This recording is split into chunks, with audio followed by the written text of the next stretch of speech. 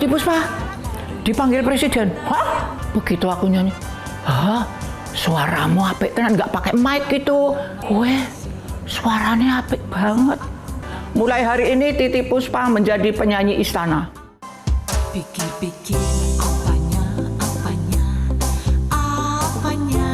dong, dia punya apa?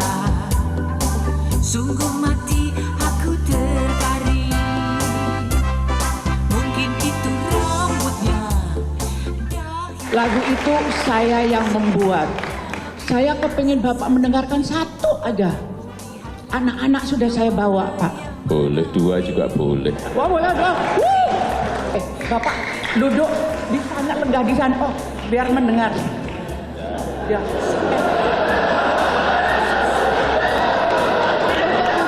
Biar melihat.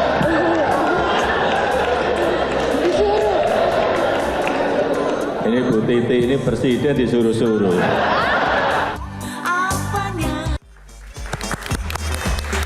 Aduh, jadi kangen sama Eyang ya. Mbak Peti melihat Eyang seperti itu gimana? Ya sebetulnya ada ngeri-ngeri juga. Kenapa?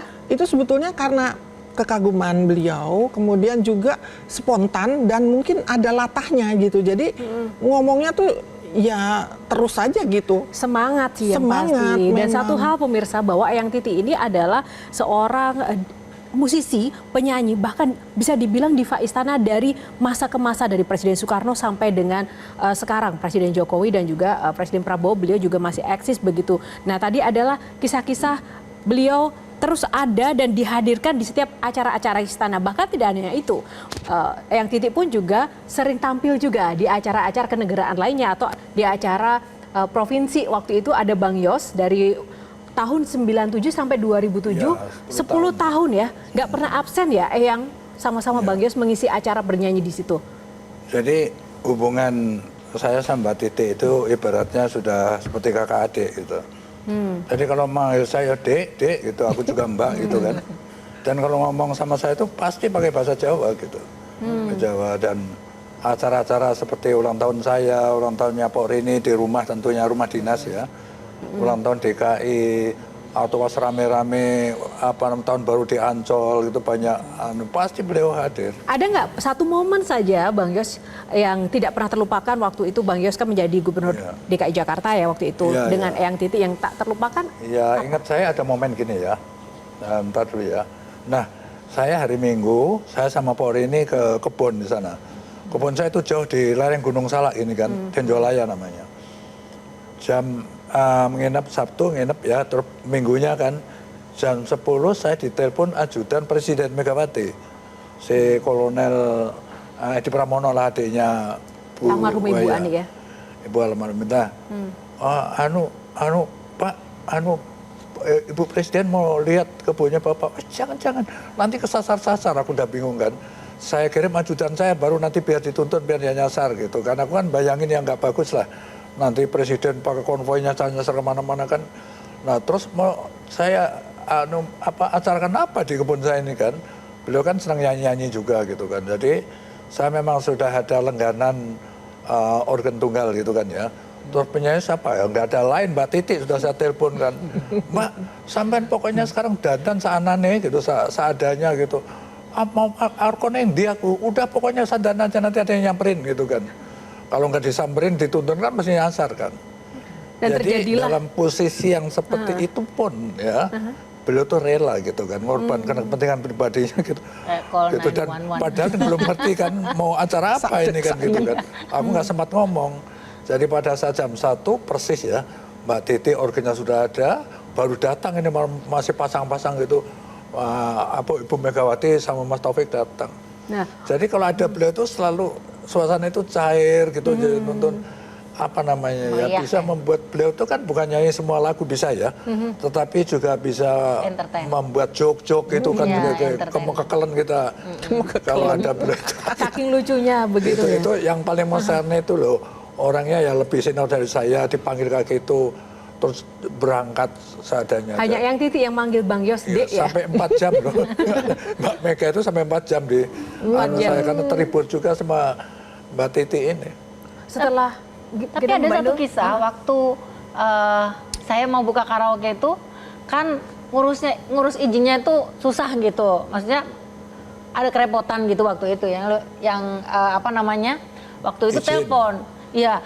Eyang, aku tuh mau buka karaoke nih. Inul Tapi kok Vista itu ya? kok ini begini. Oh, gampang iku, Nduk. Sik, tak telepon nih.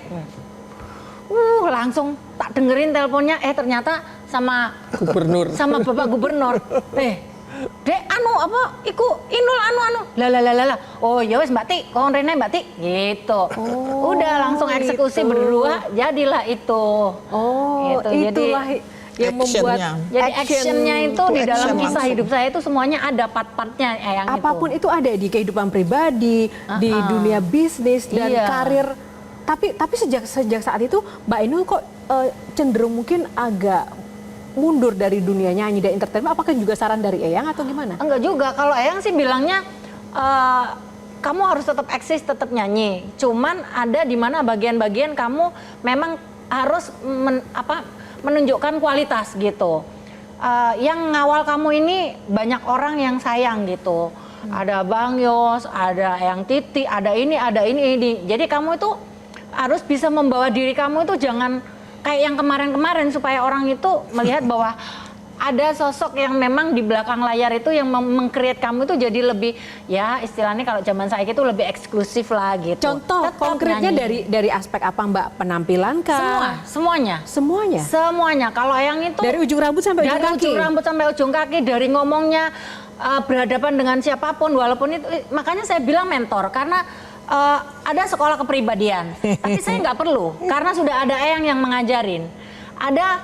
Saya harus melakukan tindakan seperti apa, kadang-kadang aku harus minta pendapat sama Eyang juga gitu. Jadi ada yang membuat Inul tuh merasa kehilangan karena di sisi yang lain Eyang itu adalah sosok yang kalau dibilang nyetir juga ya pokoknya Eyang itu menurut Inul adalah guru terbaik.